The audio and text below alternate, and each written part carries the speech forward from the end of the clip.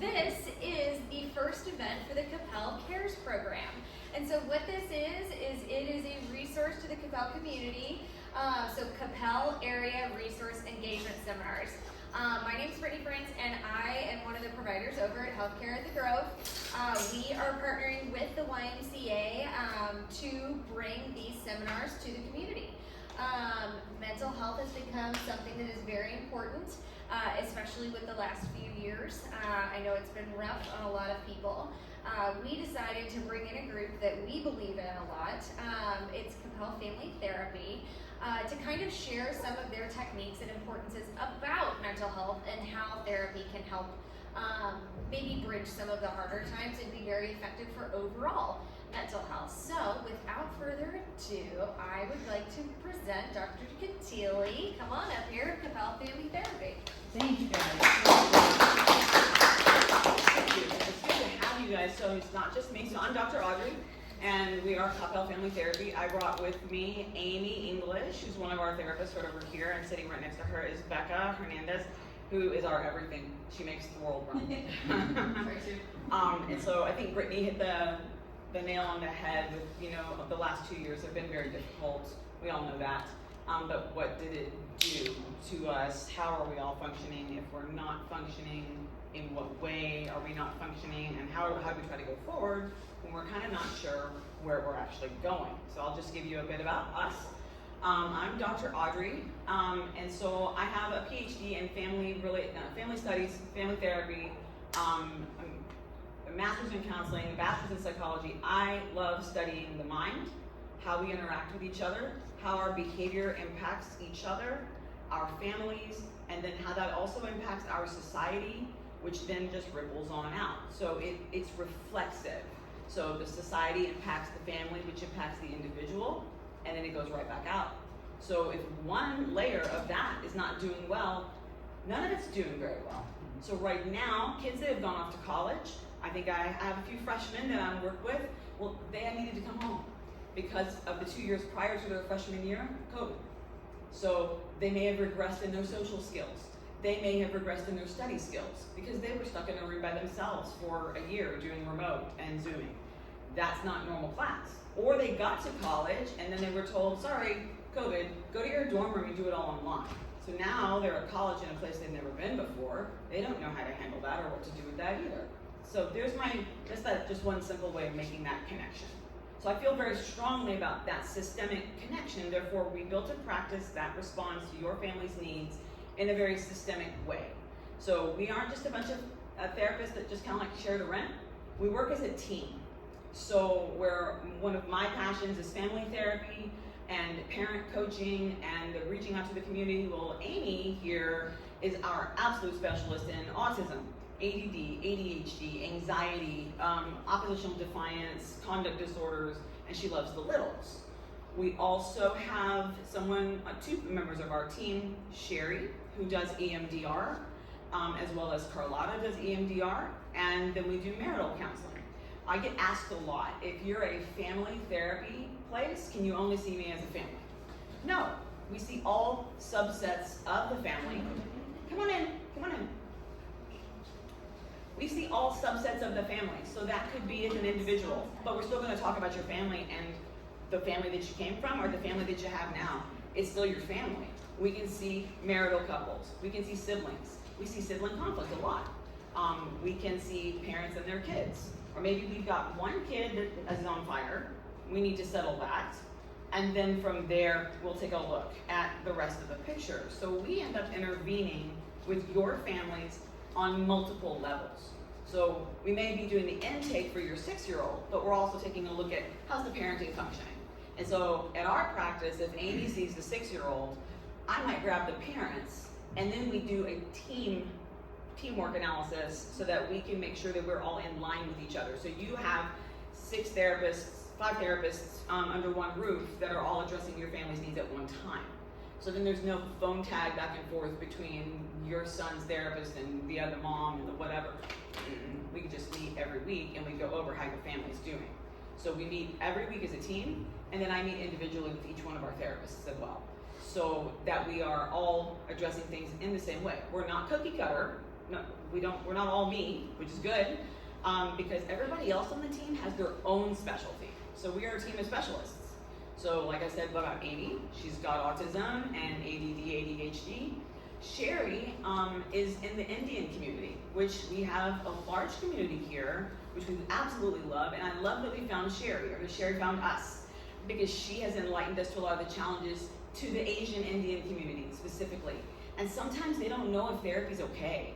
Can we do this? Should we talk about our family problems? Absolutely. And then we should talk about what's going well too. So Sherry's an amazing therapist, and she loves to work with couples. She loves to work with families, and she does EMDR specifically. I'm hoping that yep, there she is. And then one of her quotes on kind of her outlook on things. We have Carlotta, who's C18 and up. She's working on emerging adulthood. So we used to call them young adults. I think the new tag word is emerging adults, because that's what they're doing from age 18 to about 25. Now that's emerging adulthood and an adulthood beyond, because of all the changes in our society and the changes in how things are structured. Carlotta really focuses in there. She also does EMDR, marital, and she can work with PTSD. I suppose I neglected to say that about myself as well. I tend to take the complex cases that have more than one diagnosis with them and that are comorbid. And then I like to work with practitioners like Brittany and other practitioners to help make sure that we're addressing all of the needs of our clients. I'm missing someone. Who am I missing?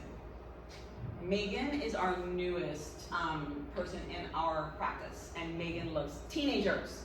And we love teenagers too, but it is one of the hardest times of the lifespan. It is also one of the most challenging, but open with opportunity times. So I actually really love teenagers, because, and everybody's like, no, because they're still malleable. They drive you crazy. They will make you want to pull your hair out. But if we can get those kids to talk, if you got a teenager that will talk to you, that's gold, because now we've opened a door. And so if we can get in there and kind of help them see where their opportunities lie and help them grow before we get to emerging or even flat out adulthood, we can be proactive. So moms in the room, we all take our kids to the doctor for well checks, yes? Every year since the baby's born. Well checks, well checks, well checks. Why aren't we doing it psychologically? This is something I don't understand. Because if we see the child at 6 and we stop it there, and then we strengthen the family unit, you're not going to need us at 12. Or you do, but it's maybe a smaller issue at 12. So I would love to leave that legacy someday. If I could chip away at one big thing in my career, would be come see us for healthcare needs. Not because there's a problem, but because it's just healthcare. So that's what we do at Coppell Family Therapy. It fits right in with what the Y is wanting to do with their Coppell Cares program. And so that's what we do. That's us. And that's where you can find us. What questions do you guys have? Yes, ma'am. You mentioned something at the beginning that you looped around back to at the end when you said kids going off to school who maybe have regressed social skills and wanting then to, as we have emerging adults, that you can have kids that talk to you. What kind of things do you think are effective to help those emerging adults work on those social skills and or work on those communication skills in general? Amy, what helps with communication?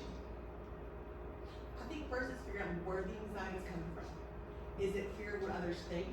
Is it about fear of their friend's mind sees them differently? So it's really going beneath just the surface level communication problem and getting to what is driving the communication problem. I tell kids all the time, you're capable of having a fantastic conversation with me. That means you're fantastic out there too, but what's causing the anxiety to have that conversation? And what internal dialogue are they having inside their minds? And nobody raised their hand, but we've all done it. What are they going to think of me if I say this? What are they going to think of me about, did I wear the right shirt today? I mean, everyone has these moments, including myself. So, but do we share that? Do we talk about that? No, we don't talk about that. That's going on all the time. And so, but that affects what comes out of our mouth until we learn how to deal with that, turn it down, shut it down. And for an adolescent, I tell kids all the time, if you could just see thought bubbles above everybody's head in your hallway at school, it's all the same thing. What do they think of me? What do they think of me? So everyone is walking around thinking the same thing, but not telling anybody. So we work on internal dialogue. We work on self-esteem, because the more confident you become in who you are, the less likely you are to care what anybody else thinks. This is the way I dress. If you come to my office on any day of the week, you will see me in jeans, tennis shoes, and pick a shirt. Because I don't like spending time on what I wear in the morning, and I like to be comfy.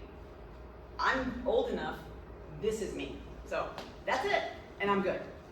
But 13 years old, oh no, I had to dress exactly like everybody else in my school dressed, because what if? There's a difference. So we help them with self-esteem, with confidence, with what's going on up here, and then we lower that anxiety so they can communicate. Yes, ma'am? Can you tell me a little bit of the difference between a psychiatrist, a psychologist, and a therapist? They're all seem under the same umbrella, but it's a little confusing. It is confusing. You're absolutely right. So I'm going to put psychologist and therapist over here for a minute, psychiatrist over here for a minute. So psychologist is a PhD, and there's lots of different kinds of PhDs. And then psychiatrist is an MD, went to medical school. So I'm going to throw some more out. How about a PA? How about an NP? Or a DNP? Or a PNP? There's a million different ways for people to reach their practitioner, but we don't understand all the ways. So I am a psychologist by virtue of having a PhD. I am not an LP though. My license is an LPC. Does that matter to you though when you come in my office? It does not. Nobody asks me my GPA. Nobody cares where I went to school. Nobody asks me if I had scholarships. They want to know if I can help them. So you should know who your practitioner is and what they can and cannot do. Beyond that though, it should be a connection. And that connection is the most important thing. So if you find someone that connects with you, connects with your family, and connects with your child, and they're there with you in that moment and just walk your journey with you, then that's that click that we need to have happen. Your psychiatrist is there for meds. Most psychiatrists in today's world that is insurance driven have been told, write scripts, don't talk to people. A lot of older school psychiatrists, they don't love that, and they don't like to take insurance because they want to talk to their patients, but insurance doesn't pay them to do that because they're an MD, and insurance can pay less to come talk to me, PhD, or even a master's level. So why would insurance pay the MD? So insurance has gotten in the middle of this and has messed everything up, largely. So as practitioners, we need to be very sensitive to that. This is my opinion. I don't want any treatment to be prohibitive. I want people to be able to get in. Psychiatrists have gone to school extra to focus on the brain. Are they the only people that can prescribe medications for mental wellness or mental health? No, they're not.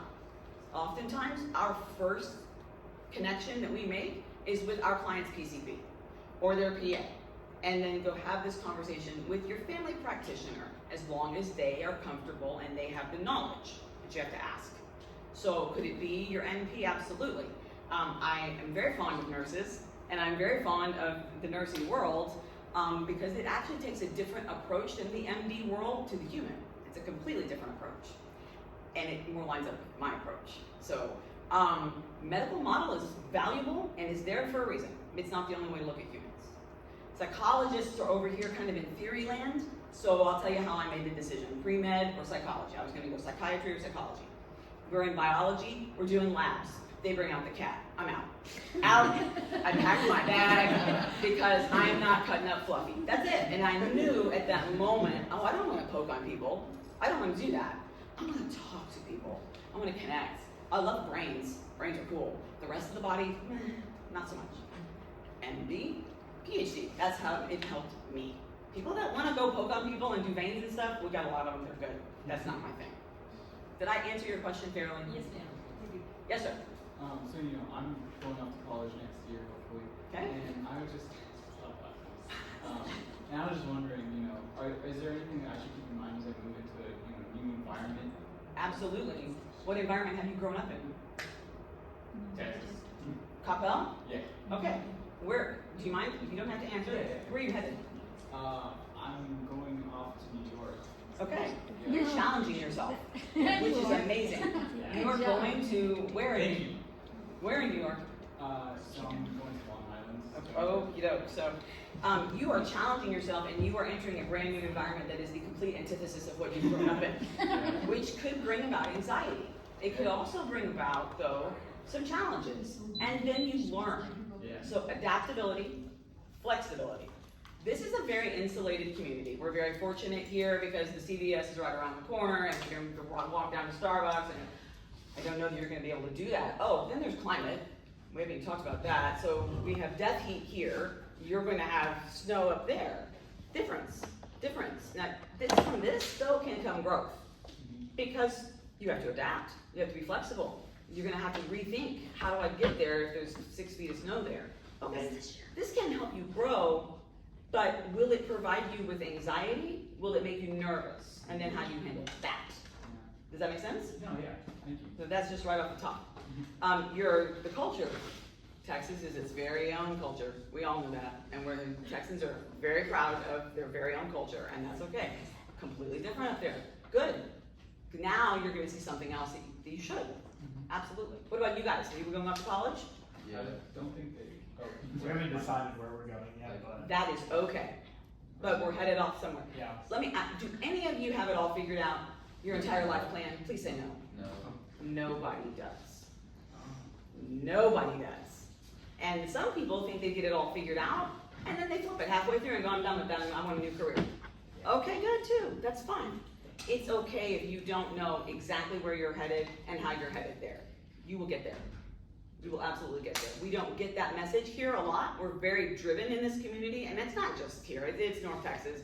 Actually, my research shows that it's actually every affluent suburb that's happening in our country. So, and it's across the nation. And so we have gotten stuck talking about GPAs, SATs, ACTs, and all these acronyms that are completely meaningless. Yes, ma'am. So kind of snowballing off of what they're saying, something that I see a lot is people in their situation who are going off to school who are losing their community, who are losing a lot of their support systems.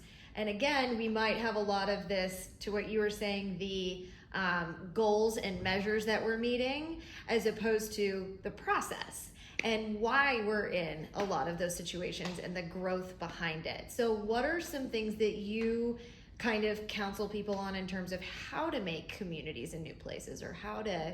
Well, so I'm going to loop back for 1 second. I just said some things that some viewers may find either offensive, and I've been challenged on that phrase that I just said, that those GPA, SAT, meaningless.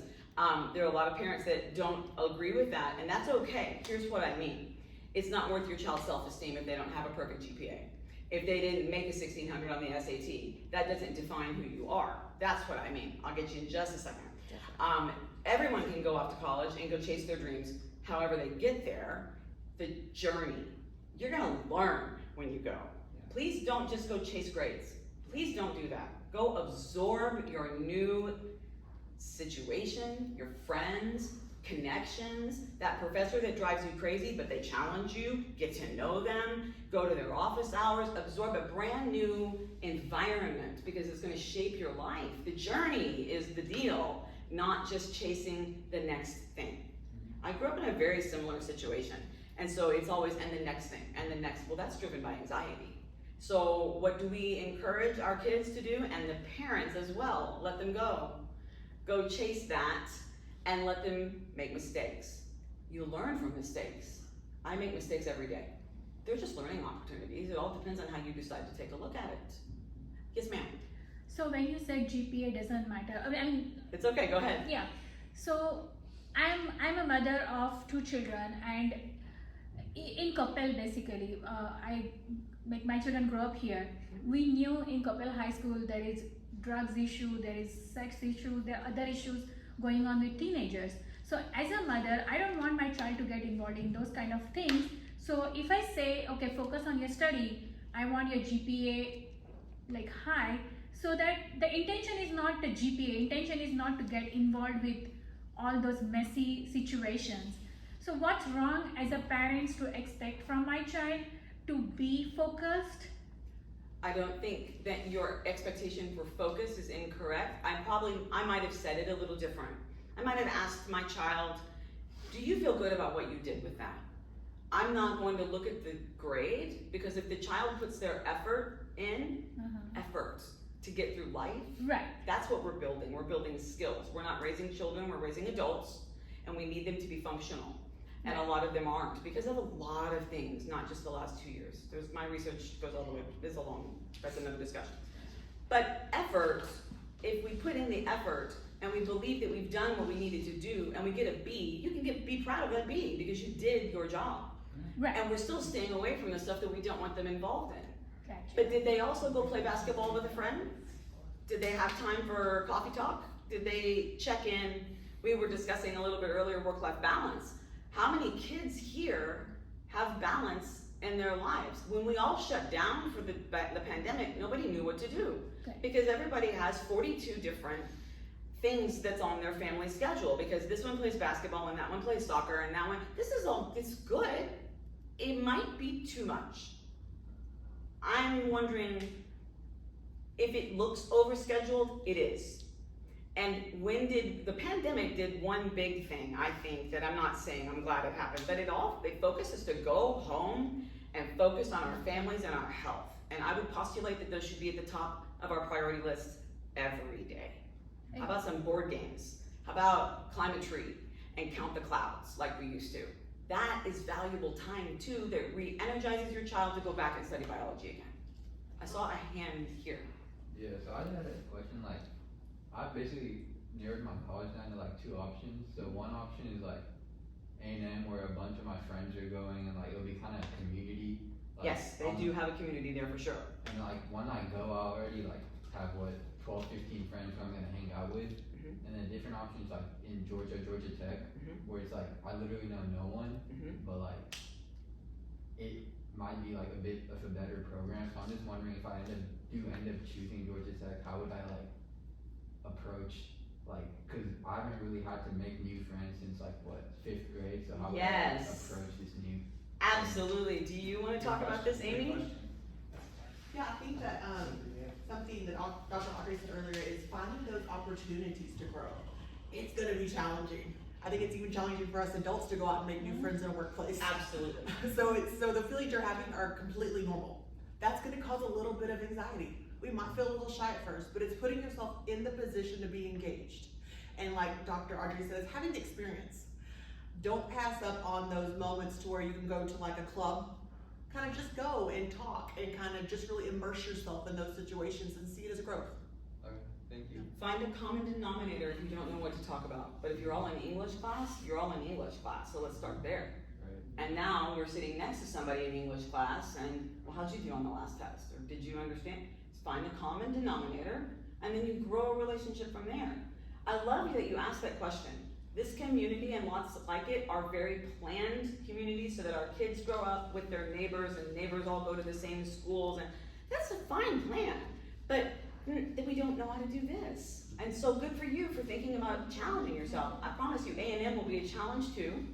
It's not the community you've grown up in. So even though you have your buddies, well, they're gonna go change and do other things too, and you're still gonna need to know how to make friends. Do you have yours settled down to a list? I have a few colleges, but I'm still waiting back from a few, and I had an interview this morning for one of them, so I'm still waiting to hear, but I know like I'll either end up at UT or somewhere out of state, so I think what I'm most worried about is balancing work, because I want to go into med school, so I think what I'm worried about is like balancing the school and the social aspect, because in high school I've worked really hard to maintain my academic side and of course like have friends and stuff, but I think in college I do want to branch out and kind of experience more. So I think for me, I'm like worried about how I balance that. How do you know if it's out of balance? I guess if I get too stressed out. In one or the other. And it could change from week to week. Some weeks you're gonna have to just like, guys, I can't, I've got to study. Okay, good, you should know how to do that. And then once that's finished and you come through the midterms or whatever it is, then you should know also how to take a break. Please learn how to take a break. I'm not sure that we teach our kids that. Is Yes. there data to show that those breaks and that work-life balance and those social pieces are better for grades overall Absolutely. and overall academic performance? Absolutely, because the kid and the adult, they come back to it renewed, fresh, with some new thoughts. If you just keep pressing though and hitting your head against that wall and I'm gonna spend 8 hours doing this one thing, well, you can't, your brain is not built for that. It's not. It needs other things: oxygen, water, air, sleep, nutrition. Yes, there's a lot of data that shows that. Yes, ma'am. You talked a little bit that a couple of your therapists do EMDR. Can you explain that a little bit? EMDR stands for eye movement desensitization. Do we have the R? Okay. Okay. So EMDR works very well for something that's called PTSD, post-traumatic stress disorder. It helps untrigger triggers. When we undergo traumatic events in our world, which could be anything from a car crash to COVID, your brain saves it in multiple places. Your brain will save your trauma in about 8, maybe more than 8 places. EMDR helps take the 8 spots and get it to 1. And now that trigger that used to be the size of this room is more the size of a dime. Well, I can deal with that a whole lot better. And EMDR is a very specialized thing that I am not a practitioner of, and I'd rather that Carlotta and Sherry be able to speak specifically to that. So that's all. Thank you for bringing that up. It's not my specialty though, I don't want to mess it up. Yes, ma'am. Hi, so I've seen a lot on social media, just this thing where it says, oh, you can't focus, you've got ADHD, or you're having these symptoms, oh, you've got anxiety. And so, have you been seeing this in your patients, and what really is anxiety? What really is anxiety? So yes, I'm hearing a lot about the doctors on TikTok, and I'm hearing a lot about the stuff that people see on social media. It's everywhere. I just strongly encourage whoever is using social media to make sure that whoever you're listening to is a legit person to be speaking about that thing. Not just, whoever from wherever they are. What is anxiety? Wow. Can I piggyback off you real quick? Please. So something to kind of add on to that is that I feel like a lot of those TikToks put stuff out there and then kids identify and over-identify with it, and they come to me and they're like, I already have a diagnosis, I have ADHD. Tell me about that. So they walk in telling me their diagnoses, and I'm like, okay. And so I kind of just put that in the back of my head. I completely validate what they're coming in and saying, but to me they're really saying they want an answer. They want to figure out what's going on. Why do I feel this way? That's just the answer they have found, but I really want to see what they want to know versus what they are already kind of guessing about themselves. Are ADHD and anxiety related? Highly. And Oh they my look gosh. alike and they're best friends. They are like two sides of the same coin. If you can't focus, you're anxious, and if you're anxious, you can't focus. Now, which one comes first? And so we work hard. We do psychological testing in our practice as well, and I will get back to what is anxiety because it is a very important question. So we do psych testing as well at our facility, and so that we can discern. It's really more about, you may have both, but which one is presenting the most? Which one is impeding your daily functioning? That's the one that we need to start with. But these two roll off of each other all the time.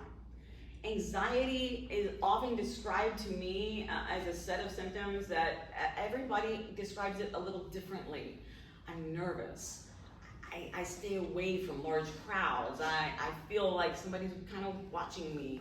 I don't want to go to class because there's 100 people in there. My stomach hurts. I have headaches. It could be anywhere from simple nervousness all the way over to everything consists on a continuum, straight out panic. And that's a debilitating panic attack, right? And everything in between. So what made you ask that question? Was there a question under the question? No, well, so I grew up with a friend. She has, she's got ADHD. She also has pretty bad anxiety. She had a panic attack at work the other day, and so she's dealing with this, and I'm trying to learn about it. And because I'm a friend and support her. You're a good but friend. I don't know much about it, so. So the first thing you don't do is tell them to calm down. That's never out of my mouth. Telling the same person to calm down makes them do the opposite. They can't. They need to breathe. They're going to need some grounding tools to be able to come back into the present moment, bring their blood pressure into, a decent level, be able to breathe again, be able to get their thoughts cleared up. ADD and anxiety go flat out together. They always do. And you're a great friend for asking that question. What can you do? Ask them what they need. How can I help you? Do you need some water? Do we need to go to another room where There's no one else there for panic situations. And then for them in the anxiety that they live with daily, because some people do live with anxiety daily, I would encourage them to speak with someone about that so that they can learn that there's a lot of different coping tools. We had someone come, we are constantly learning in our practice, and so we had someone come teach us how to do a particular psych test last week.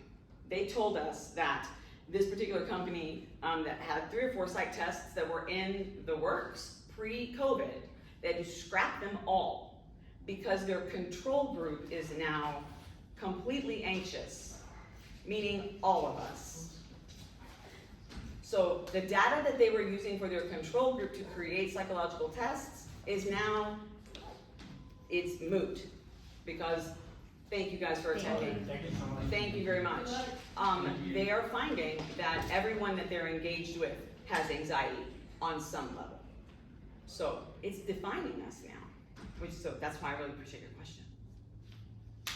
Yes? So when you say ADHD, she was asking question, she said like, what are the symptoms we should expect?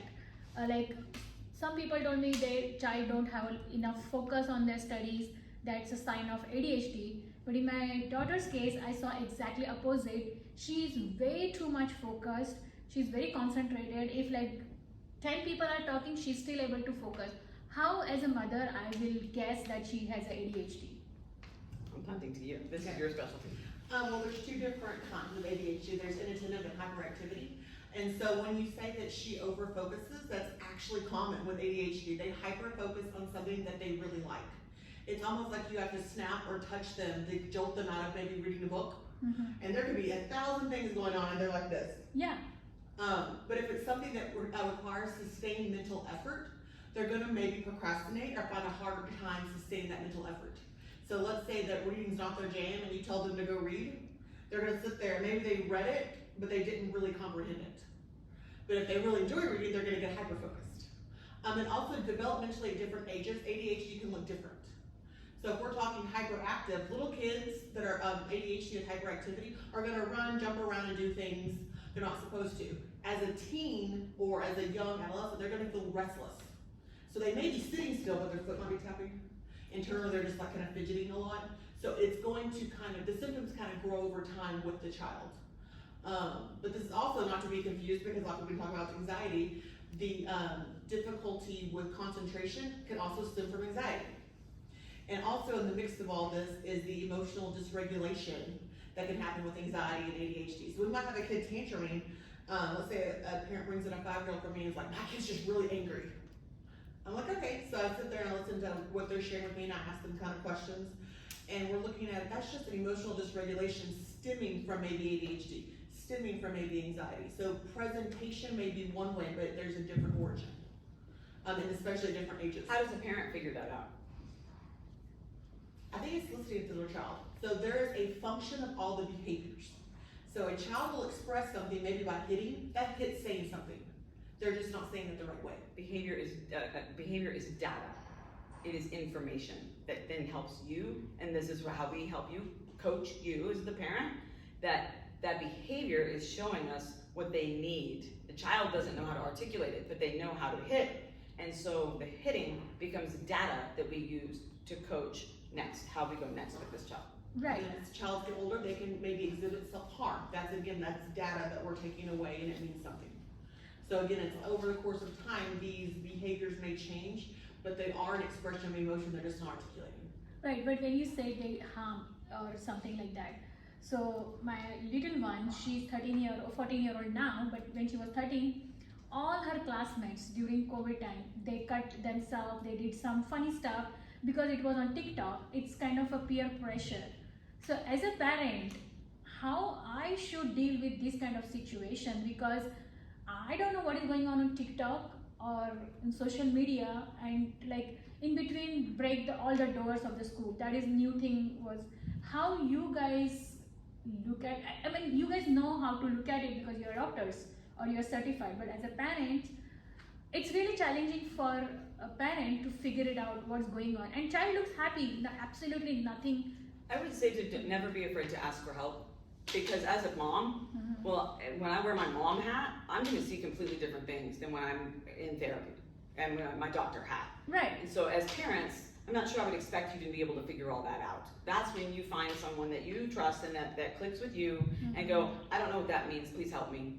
Because with things like cutting, we never take anything like that lightly because safety is always number one. Correct. Always. Right. And then so it's data, we need help because we don't understand it, and then we get the help and we go from there. Yes, ma'am. If I have a patient that I do screenings on in a physical, actually I do them every time someone comes into the office. I know you're really surprised. But if I do one of those screenings and I end up having a conversation with someone and it's decided that I really do think they would benefit from therapy. It might not be an overarching issue, but I think we all could benefit from therapy as a protective mechanism more than anything. If they're anxious about the therapy appointment, Absolutely. What are some things that you would advise that might help them to get to that point? Like things that they could do and control, what to expect out of the situation, those things to maybe make it a little bit easier to get there. So that's one of the reasons that I do these types of talks is to let people meet us before we're in the office setting. So that, I've already talked to her, I can do that. So, and that's when we do videos and we have our website. However, so before we enter into the therapy session, even for a kid, I've asked 9 and 10 years old, what would you like this to be like for you? We're there for them. So are they going in with an idea of what they would like to get out of it? And that's okay, that's what we want. It's just like when they come to see you, Yeah. they have an issue that I need help with this, we're the same. And so we're going to be listening. So bring with you a couple of ideas of how you're hoping therapy can help you. Ask a million questions. What is therapy?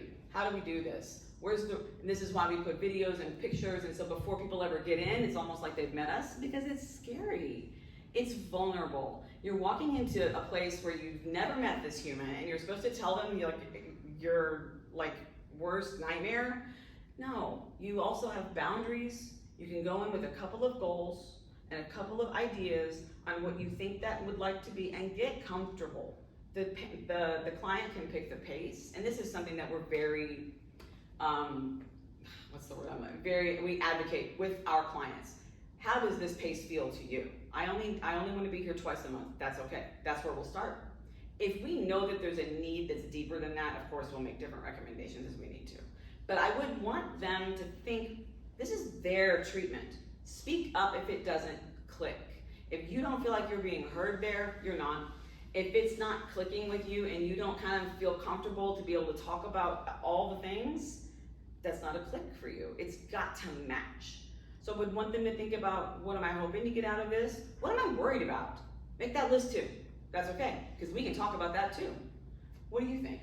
I kind of take a very similar approach too, but I also, and I'm sure Margaret does this too, is I'm me. I show up at me and I want someone, if they're telling me about their life, I'm gonna share about me. I'm gonna talk about my cats. I'm gonna talk about my dogs. I'm gonna ask them what coloring page they wanna color and sit in the floor and color with them. So I just feel like it's only fair to show that authentic side of myself to expect it in return. Which is, I think, one thing that I love about our practice is that we are just our authentic selves. We are authentic selves. I am me. I don't want to be anybody else. And I want everybody that walks through the doors to be able to be their authentic selves and to feel warm and welcomed there and safe.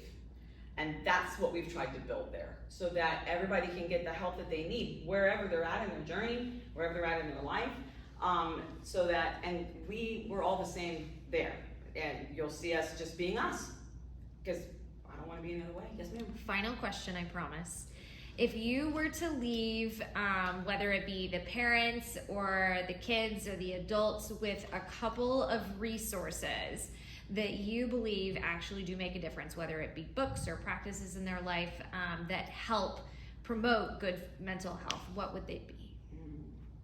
Books off the top of my head, parents, I often refer to How to Raise an Adult, Lithcott-Hames, The Price of Privilege by Dr. Levine.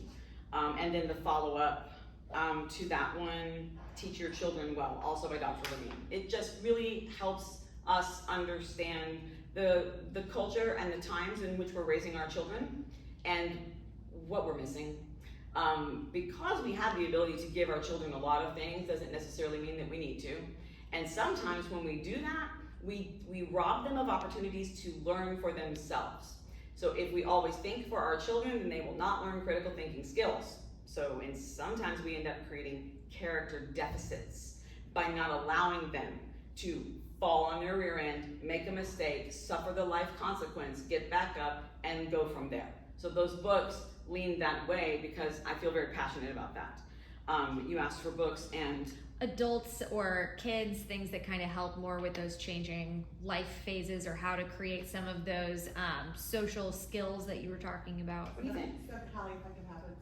The 7 Highly Effective Habits series By Sean Coppell. by Covey is really good. If we're going ADHD, anxiety, smart but scattered, that entire series, from children to teens and adults and all the way back, has been very helpful. We pull from a lot of places, to be Knowledge honest. is power.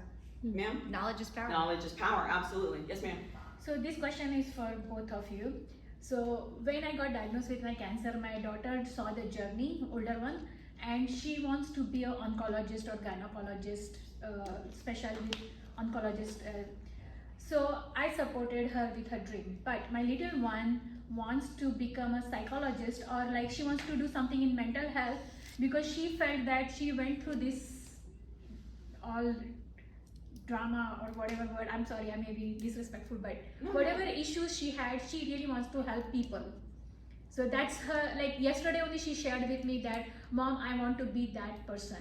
My question, because you guys work in this world, do you guys feel depressed? Because that's my concern. I don't want to throw her in that situation, like listening other people's pain. People ask me this question a lot. Yeah. How do you do what you do all day long, every day, day in, day out? No, I don't leave feeling depressed. I have the great fortune of helping people, and that is my passion. It doesn't leave me drained, it leaves me energized. But I also have to go take care of myself when I leave my office. Right. I need time with my cat. I need to decompress. I prefer yoga, and I prefer rowing. I need sleep. I need to go take care of me. Otherwise, I can't show back up and take care of you. You've got some rituals that I know that you use every day in your life. You want to answer? Sure. I do the same ritual every day.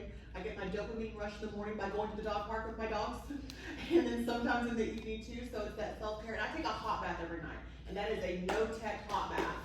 That is almost like for me to kind of cleanse everything off from the day and to kind of reset, recharge for the next day. The other thing that we do, we don't work in isolation. That's why I developed a team. We can lean on each other. Oh man, I just had this session and I have got to talk about it. So I have a therapist.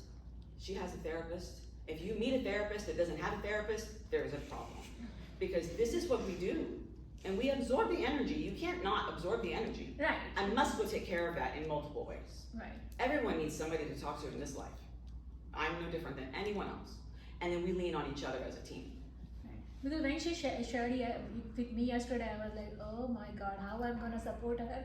Or what should I do? You have raised 2 caregivers. Good on you. That's amazing.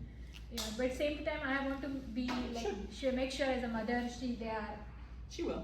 Yeah. So one last question and we'll wrap it up. I asked before, but mental health is such a huge umbrella. How do you and your team take mental health and divvy it up in the areas that need it? Like the people who ask you the question, it's so huge. How do you dive down? Is it a family focused thing? Is it individual child focused thing? What do you do with the It starts with what they come in with the door. So they typically come in the door with an identified problem, or my child is having this identified problem. We start with where they're at. Where else if you don't start where they're at, then we're not listening properly. So we're gonna get to the rest of it. It will all either bubble up to the surface at some point, or it will show back up in another year or 2. So we start with the identified problem, and then we go from there, and we have our assessments, and we do our interviews, and our therapy sessions. And then if it goes beyond the scope of what we can address in our practice, this is why we have such strong networking with other practitioners like the ladies at the Grove, because we can't meet every need under our roof, and we know that. So when we spot something else that is mental health, but it's another piece of mental health, then we know how to warm hand off, this piece over to this practitioner that I know very well, because I want them treated just like I want my kid treated. So our network and our support within our community for each other as practitioners is huge, because you're right, it is a myriad of things and it can't all be answered in one place. Did I answer your question fairly? Definitely. And I would like to say that with the healthcare at the Grove, they've been absolutely wonderful for us. We can call over and they will get an appointment if they can the same day. Yes. So that's been absolutely wonderful for us to be able to have that ability. And we are hearing a lot that people are having trouble getting into a therapist's office. We have immediate availability to see your family members. So a lot of people, I think, have trouble accessing us, or people like us, either because insurance money or whatnot. Call, we'll figure something out. You need the help, let's get you the help. Thank you for this opportunity. Thank you, and the Y too. Thanks everybody for being Absolutely. here for sure, and your time. And I know Healthcare at the Grove also too Yes. does that. And this is what Coppell Cares is for, right? We're a community. We want to help not only Coppell people, but the community Across right? yes, across absolutely. the board. So Well, thank you to the Y for letting us do this here and with you, and thank you to Coppell family for kind of kicking this off. This was wonderful and Absolutely. went exactly how I hoped it would, so thank you so much Good. for your expertise and everything. Thank you. Thank you.